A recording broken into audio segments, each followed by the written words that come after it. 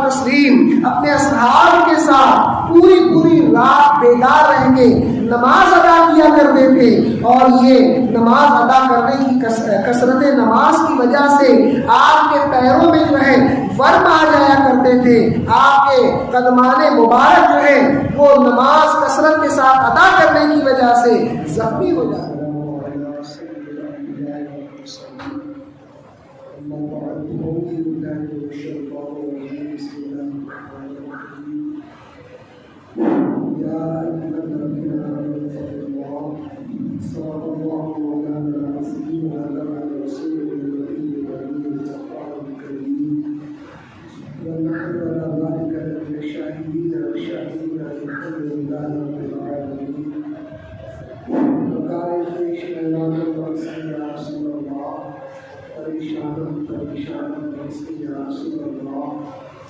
شہاب کس نوازی کو، طبیب بادشاہ سازی کو، مریض درد سیادت نسل یا رسول اللہ، غوث اعظم ممن فیصل اسامہ مددی قبلہ مدد کافی ما مددی۔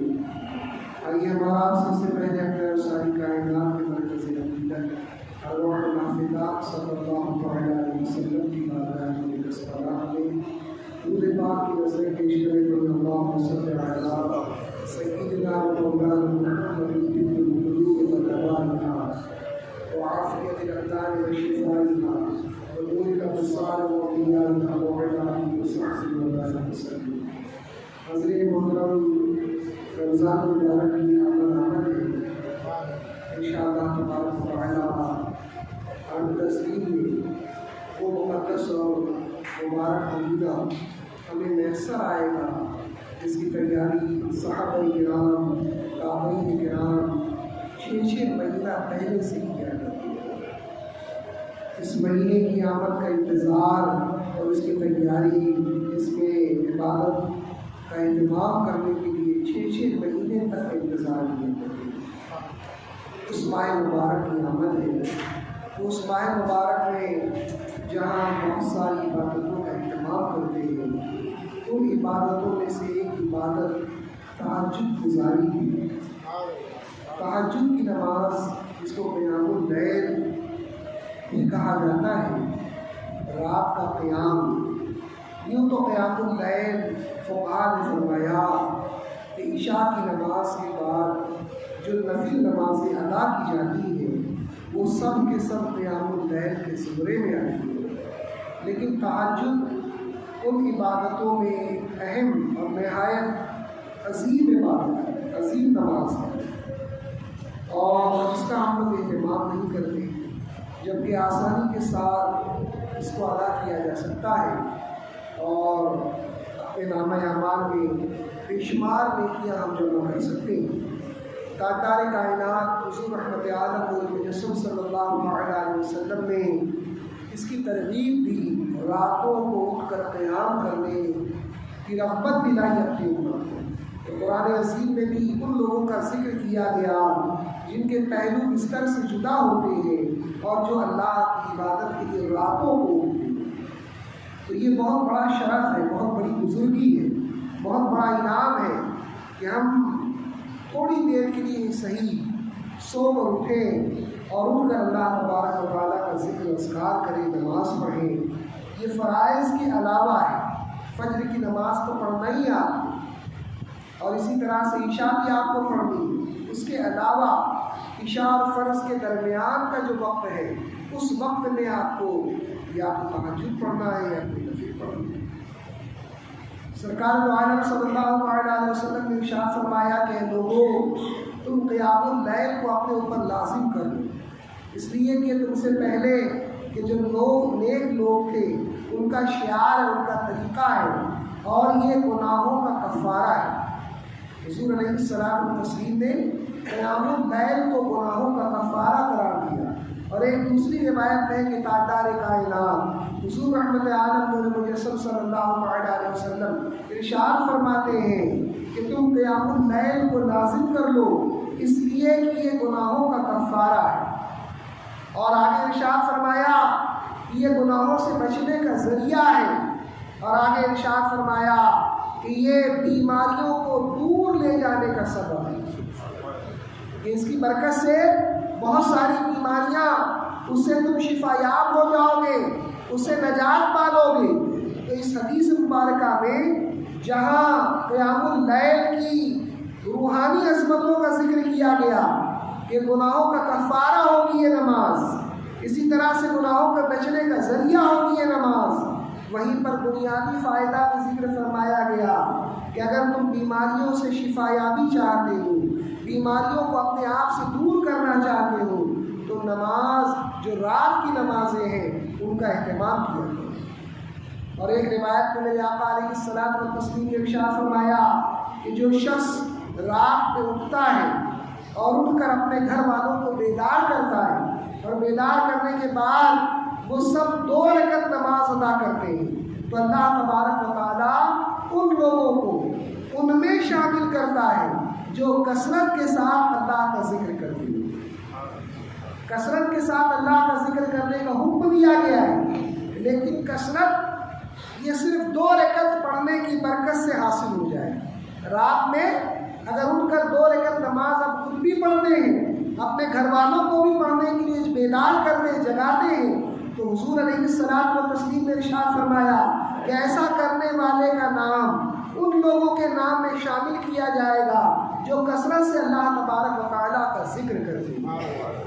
اسی لیے نماز تہجد کی اہمیت اس قدر زیادہ ہے کہ نماز تہجد جو ہے یہ فرض جو پنجگانہ فرائض ہیں، ان سے پہلے نہ صرف تاجدار کائنات حضور رحمت عالم نور مجسم صلی اللہ علیہ وسلم پر فرض تھی، بلکہ آپ کے اصحاب کرام پر بھی فرض تھی، یا بعض علماء نے اسے واجب قرار دیا کہ پنجگانہ کے وجوب سے پہلے وجوب اور فرض ہم معنی الفاظ ہیں یہاں پر ضروری کے معنی میں ہے کہ پنجگانہ نماز کی فرضیت سے پہلے حضور علیہ الصلوۃ والتسلیم پر تہجد کی نماز اور صحابہ کرام پر بھی فرض تھی۔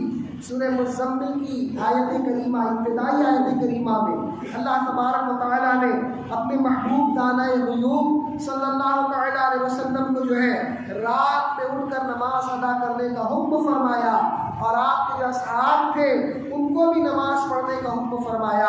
تو صحابہ کرام کا یہ حال ہوا، خود تاجدار کائنات حضور رحمت عالم نور مجسم صلی اللہ علیہ وسلم کا یہ حال تھا کہ جب سورہ مزمل کی آیت کریمہ نازل ہوئی، آقا علیہ الصلوۃ والتسلیم اپنے اصحاب کے ساتھ پوری رات بیدار رہ کے نماز ادا کیا کرتے تھے، اور یہ نماز ادا کرنے کی کثرت نماز کی وجہ سے آپ کے پیروں میں جو ہے ورم آ جایا کرتے تھے، آپ کے قدمان مبارک جو ہے وہ نماز کثرت کے ساتھ ادا کرنے کی وجہ سے زخمی ہو جاتے تھے۔ صحابہ کرام کے بھی پیروں کا یہ حال ہو جاتا تھا کہ قیام کی وجہ سے، سجود کی وجہ سے پیر جو ہے سوج جایا کرتے تھے۔ پوری رات وہ اللہ تبارک و تعالیٰ کی عبادت کے لیے کھڑے ہوتے تھے، پوری رات وہ نماز نفل ادا کیا کرتے تھے، صحابہ کرام بھی ادا کرتے تھے، حضور علیہ الصلوۃ والتسلیم بھی ادا کیا کرتے تھے۔ حضور شارح بخاری حضرت علامہ مفتی شریف الحق صاحب رحمۃ اللہ تعالیٰ علیہ اپنی کتاب نزہۃ القاری شرح بخاری جلد 2 میں فرماتے ہیں کہ حضور علیہ الصلوۃ والتسلیم پر اور آپ کے اصحاب پر 1 سال تک جو ہے یہ جو تہجد ہے یہ فرض کی نماز ہے۔ 1 سال تک کامل جو ہے پوری رات جاگ کر عبادت کرنا تھا۔ پھر اللہ تبارک و تعالیٰ نے رحم فرمایا، کرم فرمایا، اور جو ہے اس امت کو یہ حکم ہوا کہ وہ جو ہے کم تھوڑی عبادتیں کرے رات میں، راتوں کی عبادتوں میں تخفیف کی گئی، کمی کی گئی، تو 1 سال تک تخفیف برقرار رہی، یعنی کم عبادت کرنے کا حکم دیا گیا، پوری رات عبادت کرنے کے بجائے رات کے کچھ حصے میں عبادت کرنے کا حکم دیا گیا۔ پھر 1 سال کے بعد جب نماز پنجگانہ کی فرضیت کا حکم آیا تو اس امت کے لیے جو ہے تہجد نفل ہو گئی، اور آقا علیہ الصلوۃ والتسلیم پر جو ہے اس کے بعد بھی تہجد کی نماز فرض ہے۔ تو اس امت پر کام کرتے ہوئے اللہ تبارک و تعالیٰ نے نماز پنجگانہ کی فرضیت کے بعد تہجد کا قیام جو ہے، تہجد پڑھنے کا جو ہے اس امت کے لیے بجائے واجب کے، بجائے ضروری کے نفل قرار دے دیا۔ تو تہجد کی نماز بڑے شرف کی بات ہے، بڑے بزرگی کی بات ہے۔ تہجد کی نماز ادا کرنے والا بے شمار اللہ کی نعمتوں کا مستحق ہوتا ہے۔ اور تہجد کی نماز کے تعلق سے فرمایا گیا کہ تہجد کی نماز جو ہے اس کے لیے شرط ہے ایک نیند اس کے لیے سونا شرط ہے، چاہے وہ 5 منٹ کے لیے کوئی سوئے، 10 منٹ کے لیے سوئے۔ نماز عشاء کے بعد تھوڑی دیر کے لیے سونا اس کے لیے شرط ہے، اور اس کی رکعتوں کی تعداد میں بھی اختلاف ہے کہ کتنی رکعتیں۔ حضور شارح بخاری نے ارشاد فرمایا کہ کم سے کم 2 رکعت ہے اور زیادہ سے زیادہ 10 رکعتیں ہیں۔ بہار شریعت نے فرمایا کہ کم سے کم 2 رکعت ہے، زیادہ سے زیادہ 8 رکعتیں ہیں تہجد کی۔ تو روایتیں مختلف ہیں، اور آگے حضور شارح بخاری فرماتے ہیں کہ صوفیاء کرام جو ہیں تہجد کی 12 رکعت نماز ادا فرماتے ہیں۔ تو زیادہ سے زیادہ تہجد کی جو نماز ہے وہ 12 رکعت ہے۔ اگر کوئی 12 رکعت ادا نہیں کر سکتا تو اس کے لیے یہ ہے کہ وہ کم سے کم جو ہے 2 رکعت نماز ادا کر لے۔ اگر وہ 2 رکعت نماز بھی ادا کر لیتا ہے سو کر اٹھنے کے بعد تو وہ نماز جو ہے تہجد ہو جائے گی۔ اگر وہ تہجد کی نیت سے جو ہے اس نماز کو ادا کرتا ہے، تہجد کی جو برکات ہیں، تہجد کے جو فوائد ہیں، وہ فوائد انشاءاللہ تبارک و تعالیٰ اس کو حاصل ہو جائیں گے۔ اور تہجد کی نماز کا وقت جو ہے یہ صبح صادق سے پہلے تک ہے، صبح صادق سے پہلے تک ہے۔ اور میں نے گزشتہ جمعے کو بھی عرض کیا تھا کہ صبح صادق سے پہلے کا جو وقت ہوتا ہے وہ مقبولیت دعا کا وقت ہے۔ اللہ تبارک و تعالیٰ اپنی شان کے لائق نزول جلال فرماتا ہے، بخاری کی حدیث ہے، پہلے آسمان پر اپنی شان کے لائق ہر رات کو نزول جلال فرماتا ہے، اور نزول جلال فرمانے کے بعد اللہ تبارک و تعالیٰ ندا فرماتا ہے کوئی مغفرت کا طالب کہ میں اس کی مغفرت فرما دوں، ہے کوئی دعا کرنے والا کہ میں اس کی دعا کو قبول فرما لوں۔ اس طرح سے ندا دی جاتی ہے۔ حضور شارح بخاری فرماتے ہیں کہ امام دارقطنی نے ایک حدیث یہ بھی نقل کی ہے کہ زیادہ حدیثوں میں تو یہ ذکر فرمایا کہ اللہ تبارک و تعالیٰ خود ندا دیتا ہے، لیکن امام دارقطنی نے جو حدیث نقل کی ہے اس میں یہ روایت کے الفاظ ہیں کہ اللہ تبارک و تعالیٰ ایک فرشتے کو حکم دیتا ہے کہ وہ آسمان دنیا پر آتا ہے، پہلے آسمان پر آتا ہے، اور اللہ تبارک و تعالیٰ اس سے فرماتا ہے کہ تو میری طرف سے یہ ندا دے۔ تو فرشتہ جو اللہ تبارک و تعالیٰ کے حکم پر لوگوں کو ندا دیتا ہے، لوگوں کو آواز دیتا ہے، لوگوں کو پکارتا ہے۔ تو یہ وقت کون سا وقت ہے؟ حضور شارح بخاری نے فرمایا کہ اس کے بارے میں روایتیں مختلف ہیں۔ بعض روایتوں میں یہ ہے کہ آدھی رات کے بعد کا وقت ہے، جس میں اللہ تبارک و تعالیٰ اپنی شان کے لائق نزول جلال فرماتا ہے، بندوں کے اوپر توجہ خصوصی فرماتا ہے، بندوں کی دعاؤں کو قبول فرماتا ہے۔ یہ وقت کون سا وقت ہے رات کا؟ بعض روایتوں میں ہے کہ نصف رات کے بعد کا وقت ہے، بعض روایتوں میں یہ ہے کہ 1/3 رات گزر جاتی ہے اس کے بعد کا وقت ہے، بعض روایتوں میں یہ ہے کہ 2/3 وقت گزر جاتا ہے، رات باقی رہتی ہے، تو وہ وقت مقبولیت دعا کا وقت ہے۔ حضور شارح بخاری نے فرمایا کہ ساری روایتوں کو اس طرح سے جمع کیا جا سکتا ہے، ساری روایتوں میں جو مشترک بات نکلتی ہے وہ یہ ہے کہ وہ حصہ رات کا جس میں اللہ کا خصوصی کرم اس کے بندوں پر ہوتا ہے، وہ رات کا جو خصوصی وقت ہے وہ وقت ہوتا ہے جب رات 1/3 باقی رہ جاتی ہے، 1/3 باقی رہ جاتی ہے۔ اگر مان لیجئے 12 گھنٹے کی رات ہے تو اس کا 1/3 جو ہے 4 سے 12 کو تقسیم کر دیں، 3 3 گھنٹہ صبح صادق سے 3 گھنٹہ پہلے کا جو وقت ہے، یا جو ہے غروب آفتاب کو بھی ملا لیا جائے تو صبح صادق سے جو پہلے کا وقت ہے وہی وقت اس کے اندر شامل ہوگا۔ اس وقت جو ہے بندہ جو ہے اللہ تبارک و تعالیٰ کا خصوصی قرب حاصل کرتا ہے، اور اللہ تبارک و تعالیٰ بندوں کی دعاؤں کو قبول فرماتا ہے۔ تو رمضان المبارک کے مقدس مہینے میں جہاں آپ تراویح کا اہتمام کریں، اس بات کی بھی کوشش کریں کہ نماز تہجد بھی ادا کریں۔ نماز تہجد جو ہے، میں نے عرض کیا کہ 2 رکعت بھی اگر آپ ادا کر دیں گے تو آپ کا شمار جو ہے تہجد گزاروں میں ہوگا، اور تہجد کی برکات سے آپ مالا مال ہوں گے۔ اور اللہ تبارک و تعالیٰ یہ شرف سب کو عطا نہیں فرماتا۔ یہ بزرگی جو ہے رات میں کھڑے ہونے کی اپنی بارگاہ میں، یہ سب کو عطا نہیں کی جاتی۔ بزرگوں نے ارشاد فرمایا، حضرت سیدنا ابراہیم بن ادہم سے کسی شخص نے آ کر شکایت کی کہ حضور جو ہے رات میں قیام کرنے کی ہمت نہیں ہوتی، میں راتوں کو نفل نمازیں نہیں پڑھ پاتا۔ تو آپ نے ارشاد فرمایا کہ دن میں گناہ کرنا بند کر دے، دن میں گناہ کرنا بند کر دے، تو اللہ تبارک و تعالیٰ تجھے رات میں اپنی بارگاہ میں کھڑے ہونے کی توفیق عطا فرمائے گا۔ پھر آگے فرماتے ہیں کہ اللہ کی بارگاہ میں رات میں کھڑا ہونا یہ بہت بڑا شرف ہے، یہ بہت بڑی بزرگی ہے، یہ بہت بڑی عطا ہے۔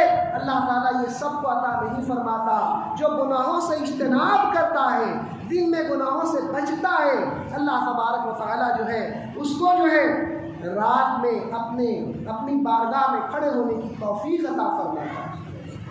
اور جو ہے حضور علیہ الصلوۃ والتسلیم نے قیام اللیل کے کچھ اور طریقے بتائے ہیں کہ قیام اللیل جو ہے اس کے لیے تم جو ہے دن میں تھوڑا وقت سو لیا کرو۔ دن میں تھوڑا وقت سونے کی اجازت دی گئی ہے، جس کو ہم لوگ کیلولا کہتے ہیں۔ دوپہر کا کھانا کھانے کے بعد تھوڑی دیر آرام کر لیا جائے، تھوڑی دیر سو لیا جائے۔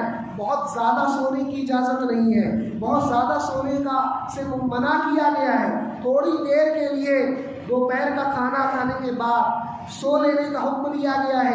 حضور علیہ الصلوۃ والتسلیم نے ارشاد فرمایا کہ تم جو ہے دوپہر میں دن کے وقت قیلولہ کر کے رات میں قیام پر مدد حاصل کرو، یعنی دن میں تھوڑا وقت اگر تم آرام کرو گے تو رات میں جب قیام کرنے کے لیے اٹھو گے، رات میں نماز پڑھنے کے لیے جب اٹھو گے تو اللہ تبارک و تعالیٰ کا خصوصی کرم تم پر ہوگا، اور تم جو ہے اللہ تبارک و تعالیٰ کی بارگاہ میں سجود نیاز پیش کر سکو گے، اور جو نمازیں ادا کر سکو گے۔ اس طرح سے اللہ کی بارگاہ میں تمہیں کھڑے ہونے کا شرف حاصل ہوگا۔ بلکہ ایک روایت میں تو تاکید فرمائی، حضور نے ارشاد فرمایا کہ تم دوپہر میں قیلولہ کیا کرو، اس لیے کہ شیطان قیلولہ نہیں کرتا۔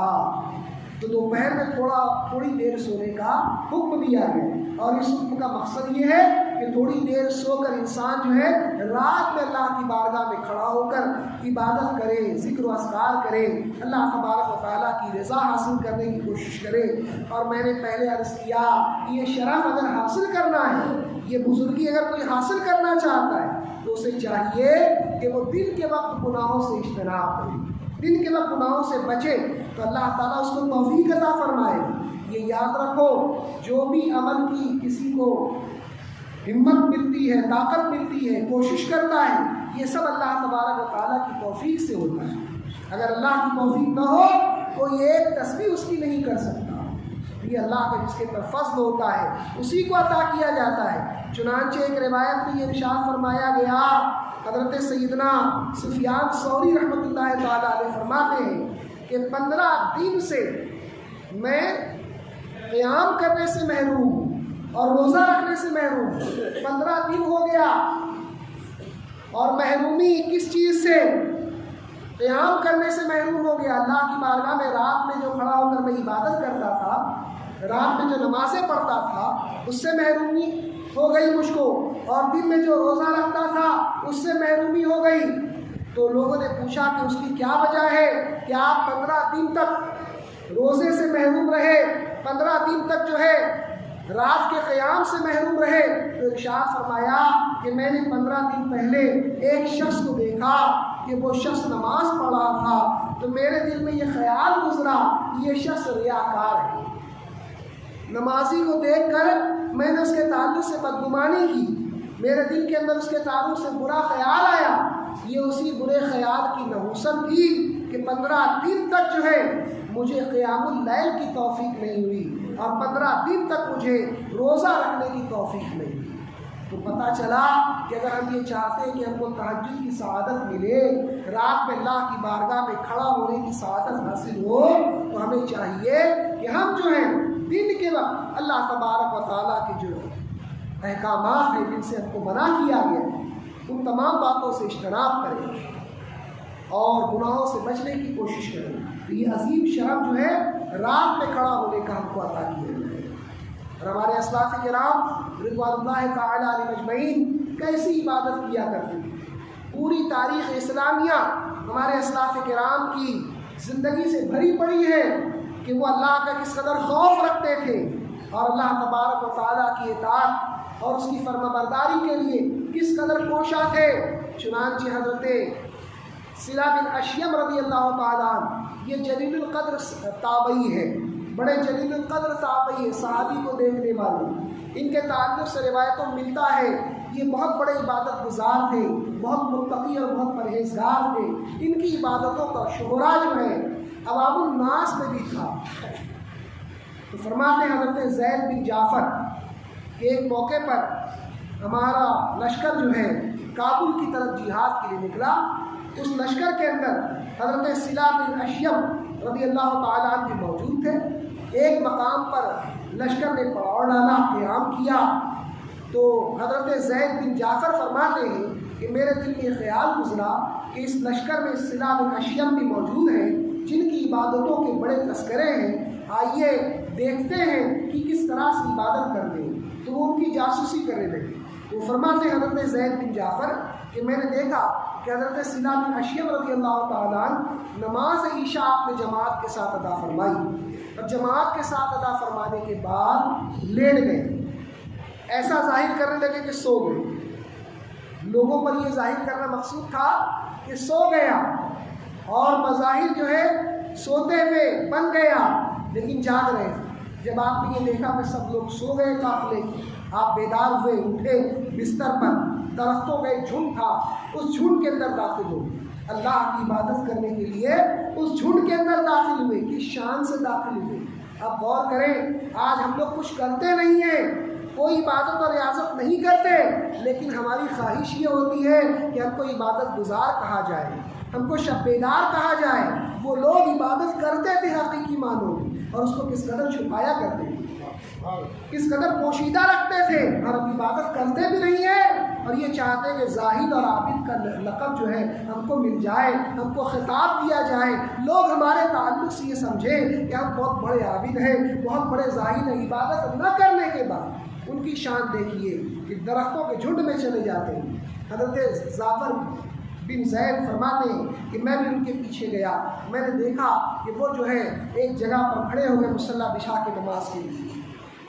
جیسے ہی آپ نے نماز شروع کی، ایک شیر جو ہے آ گیا، اور شیر جب آیا تو مجھ پر بڑی دہشت کاری ہوئی۔ جعفر بن زید فرماتے ہیں کہ مجھ پر دہشت کاری ہوئی، میں نے یہ سمجھا کہ اب یہ شیر جو ہے ان کے پر حملہ کرے گا، لیکن حضرت اشیم رضی اللہ تعالیٰ صلہ بن اشیم انہوں نے اس کی مطلق پرواہ نہیں، نماز پہ متوجہ رہے، اس کی طرف توجہ بھی نہیں، اس کی طرف دھیان بھی نہیں دیا۔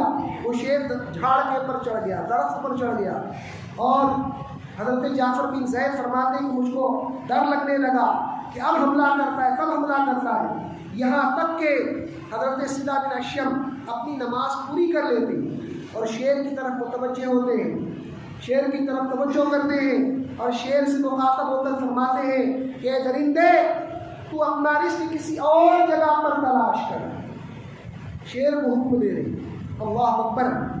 علامہ ابن کثیر نے اسے نقل کیا ہے، علامہ ابن جوزی نے اس واقعے کو نقل کیا ہے۔ جب میں نے پڑھا تو یہ واقعہ چونکہ بہت اہم تھا، تو کن علماء نے اسے نقل کیا وہ بھی ڈھونڈا، تو پتہ چلا کہ امام ابن کثیر نے البدایہ والنہایہ میں اسے لکھا ہے۔ صفت الصفا میں علامہ ابن جوزی نے اس واقعے کو لکھا ہے۔ علامہ ابن رجب حنبلی رحمۃ اللہ تعالیٰ علیہ اپنی 2 کتاب لطائف المعارف میں سے نقل کیا ہے، اور اسی طرح سے اپنی کتاب التخفیف فی النار کے اندر اس روایت اس واقعے کو نقل کیا ہے کہ شعر کو فرماتے ہیں حضرت صلہ بن اشیم کہ تو اپنا رزق کسی اور جگہ پر حاصل کر۔ جیسے ہی وہ شعر اس جملے کو سنتا ہے ایک زبردست آواز نکالتا ہے اور درخت پر سے نیچے کود کر جنگل کے اندر غائب ہو جاتا ہے۔ آپ غور تو فرمائیں، شعر بھی ان کے حکم کی تعمیل کر رہا ہے۔ آپ ہمارے گھر کے سگے بیٹے، ہمارے رشتہ دار، ہمارے خونی رشتہ دار ہماری بات نہیں مانتے، دوسرے کیا مانیں گے؟ دوسرے ہمارا کیا حکم مانیں گے؟ دوسروں پر ہمارا کیا حکم چلے گا؟ ہمارے گھر کے افراد پر ہمارا حکم نہیں چلتا، لیکن ان کی حکومت دیکھیے کہ درندے بھی جو ہیں ان کے حکم پر سر تسلیم خم کر دیا کرتے تھے، ان کی اطاعت کیا کرتے تھے۔ حضرت زید بن جعفر فرماتے ہیں کہ یہ کرنے کے بعد اتنی بڑی کرامت ظاہر ہو گئی، اب واپس سونے کے لیے نہیں آتے، پوری رات جو ہے عبادت میں گزار دیتے، پوری رات عبادت میں گزار دیتے ہیں اور دعا کرتے ہیں۔ اللہ اکبر، دعا کے الفاظ پر قربان جائیں، وہ دعا کے لیے ہاتھ اٹھاتے ہیں۔ ہم صلہ بن اشیم رضی اللہ تعالیٰ اور اللہ کی بارگاہ میں عرض کرتے، مولا تو مجھے جہنم سے رہائی عطا فرما دے، جہنم کے عذاب سے آزادی عطا فرما دے۔ مجھ میں یہ ہمت نہیں ہے کہ میں تیری بارگاہ میں جنت کا سوال پیش کر سکوں، میں اتنا گناہ گار ہوں، اتنا سیاہ کار ہوں کہ میں اس بات کی طاقت نہیں رکھتا کہ میں تجھ سے جنت کا سوال کروں۔ غور فرمایا کیسے عظیم مقام پر فائز تھے، پوری رات عبادت کر رہے ہیں اور اس کے بعد بھی دعا کرتے تو کہتے کہ اللہ جہنم سے آزادی عطا فرما دے، جہنم سے رہائی عطا فرما دے، میں اس لائق نہیں ہوں کہ تجھ سے جنت کا سوال کر سکوں، تجھ سے جنت مانگ سکوں، میں اتنا گناہ گار ہوں۔ اتنی عبادت اور ریاضت کرنے کے بعد یہ حال ہے۔ آج تو ہم اپنے آپ کو سب سے زیادہ جنت کا مستحق سمجھتے ہیں، کچھ نہ کرنے کے بعد انہی کے تعلق سے یہ واقعہ ملتا ہے حضرت صلہ بن اشیم رضی اللہ تعالیٰ عنہ کے تعلق سے کہ ان کا نکاح جو ہے حضرت سیدہ معاذ عدویہ رحمۃ اللہ تعالیٰ علیہ کے ساتھ ہوا۔ یہ بھی بہت بڑی عابدہ زاہدہ عالمہ خاتون تھی، بڑے بڑے محدثین نے ان سے حدیث حاصل کی ہے۔ ان کے ساتھ حضرت صلہ بن اشیم رضی اللہ تعالیٰ عنہ کا نکاح ہوا۔ یہ ان کی چچا زاد بہن تھی۔ تو جب سہاگ رات آئی، نکاح کے بعد جب سہاگ رات کا مرحلہ آیا تو حضرت صلہ بن اشیم کے چچا زاد بھائی جو ہے ان کو تیار کرنے کے لیے لے گئے، اور اس زمانے میں حمام ہوا کرتے تھے جہاں گرم پانی ملتا تھا، تو گرم پانی سے غسل کرانے کے لیے حضرت صلہ بن اشیم کو ایک حمام میں لے گئے۔ حمام میں لے جانے کے بعد وہاں پر غسل کروایا، اور غسل کرانے کے بعد گھر پر لے کر آئے، اور جو ان کا خصوصی کمرہ تھا جس پہ سہاگ رات، جس کو شب زفاف کہا جاتا ہے، وہ گزارنی تھی، اس کمرے میں داخل کر دیا۔ کمرہ بہت معطر اور معمر تھا، پھولوں کی خوشبو سے مہکا ہوا تھا، بہت ہی عالیشان آرائش اس کے اندر تھی۔ حضرت سیدنا صلہ بن اشیم رضی اللہ تعالیٰ جب کمرے میں داخل ہوئے تو بجائے اپنی زوجہ کی طرف توجہ کرنے مصلی بچھا کر نماز کے لیے کھڑے ہوئے۔ ذرا مسلمانوں دل کے کانوں سے بھی سنا کرو، مصلی بچھا لیا۔ اتنا اہم وقت، اس وقت کو حاصل کرنے کے لیے، اس نعمت کو حاصل کرنے کے لیے، اس فائدے کو حاصل کرنے کے لیے لوگ کیا کیا نہیں کرتے، حرام حلال سارے فرق کو مٹا دیتے ہیں۔ بہت سارے ایسے بھی لوگ ہوتے ہیں، بعض لوگ حلال ذریعے سے بھی وہ نعمت حاصل کرتے ہیں، لیکن بہت سارے لوگ ایسے ہوتے ہیں کہ اس فائدے کو حاصل کرنے کے لیے ہر چیز کو بھول جاتے ہیں، اللہ کی یاد، اللہ کا ذکر، تو وہاں پر مصلی بچھا کے کھڑے ہو جاتے ہیں، اور ان کی زوجہ دیکھیے وہ بھی ان کے پیچھے نماز کے لیے کھڑی ہو جاتی ہے، پوری رات نماز میں گزار دی، یہاں تک کہ مؤذن فجر کی اذان دیتا ہے، فجر کی اذان ہوتی ہے، نماز پڑھ کے گھر سے باہر تشریف لاتے ہیں، کچھ وقت گزرتا ہے، ان کے چچا زاد بھائی آتے ہیں اور پوچھتے ہیں کہ حضرت آج آپ نے کیا کیا؟ میں نے آپ کو آپ کے خصوصی کمرے میں بھیجا، لیکن آپ نے پوری رات اپنی چچا زاد بہن کی طرف توجہ نہیں کی۔ تو فرمایا کہ بیٹے بات یہ ہے کہ تم جب مجھ کو حمام میں لے گئے تو وہاں پر گرم پانی اور آگ کو دیکھ کر مجھے جہنم کا خیال آ گیا. پہلے تو تم مجھے حمام میں لے کر گئے, وہاں کی آگ دیکھ کر مجھے جہنم کا خیال آ گیا. پھر تم مجھ کو معطر اور معمر کمرے میں لے گئے, وہاں جانے کے بعد مجھ کو جنت کا خیال آیا. تو میں جہنم اور جنت کے خیال سے اس قدر بے چین اور مضطرب ہو گیا کہ میں نے اسی وقت مصلی بچھایا اور اللہ تبارک و تعالیٰ کی عبادت میں مصروف ہو گیا. آپ غور کو فرمائیں, کیسے مقدس لوگ, کیسے عظیم لوگ تھے. تو اس لیے رمضان المبارک کا جو مقدس مہینہ آنے والا ہے, اس ماہ مبارک میں اس بات کی کوشش کریں کہ کم سے کم 2 رکعت نماز عشاء کے بعد سو کر اٹھیں اور کم سے کم 2 رکعت جو ہے تہجد کی ادا کرنے کی کوشش کریں. اللہ تبارک و تعالی ہم سب کو فرائض اور واجبات کے ساتھ نوافل کے اہتمام کی توفیق عطا فرمائے. ہماری آپ کو کیسی لگی کمنٹ باکس میں آپ ضرور ہمیں اپنے کمنٹ سے نوازیں, مثبت باتیں ہمیں عطا کریں. اگر ہم کہیں غلطی کریں تو اس سے بھی آپ ہمیں آگاہ کریں, جو ہمیشہ میں آپ کو یاد دلاتا ہوں. اب بھی آپ توجہ فرمائیں, نوازش ہوگی آپ معمار ملت چینل کو سبسکرائب کریں اور لائک کریں. لائک کرنے سے ناظرین یہ ہوتا ہے کہ یوٹیوب چینل اس کلپ کو, اس ویڈیو کو دوسرے ویورز تک فارورڈ کرتا ہے.